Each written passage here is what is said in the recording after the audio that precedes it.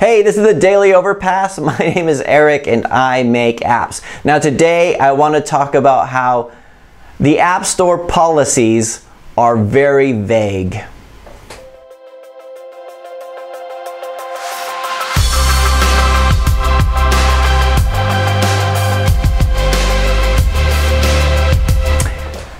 So I get asked a lot of questions about policy, either the App Store policies or Google Play policies, things like that. A lot of times I just say, I don't know. So to give you an example, somebody will say in an email, I'll get an email from somebody, or somebody ask on the live stream saying, Eric, I have an app idea that does this. Will Google Play allow this? Or they'll say, I've got these two apps and they're pretty similar. Do you think Google will say that they fall afoul of the new repetitive content policies?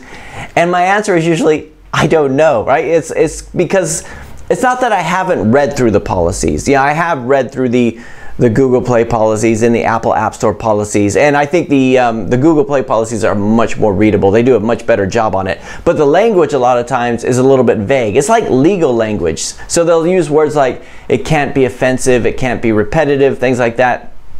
A lot of times people want more answers than that, but it's left up to interpretation by the reviewer, right? And it's so annoying. I talked a few weeks ago how I had an app that was flagged up by Google Play saying that the ad sending them back to the button sending them back to the Play Store to buy the full version for GDPR consent, they were saying that was an ad, or one reviewer was saying that was an ad, but all the other apps went through just fine. So I had to make that change, but it was open to interpretation by that reviewer. On the Apple side, we have that all the time. It's the reviewer. Like, if you can get it past the reviewer, you're fine. And I don't like to say that something is allowed or not allowed, because I've had apps that have gone through and I thought, oh, that worked. The reviewers accepted it.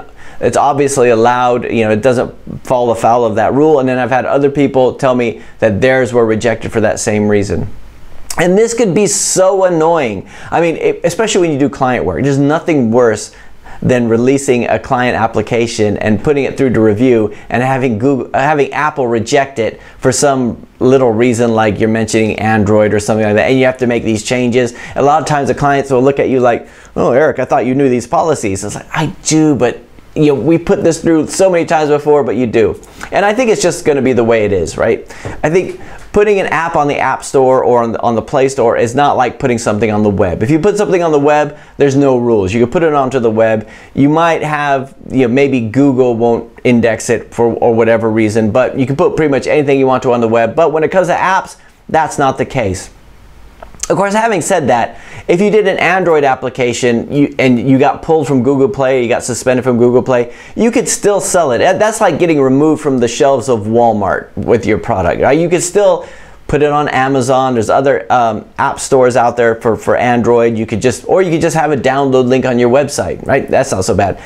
Apple, on the other hand, that's a whole monopoly thing. You have to follow their rules. They're a lot more strict. They're a lot more totalitarian, I think. So anyway, my big problem with giving advice on the policies is that they can be a bit vague. One person will be allowed something and another person will not be allowed something, not because it's unfair, but a lot of times it's open to the interpretation of the reviewer. And I think it's a lot like, like they say with art,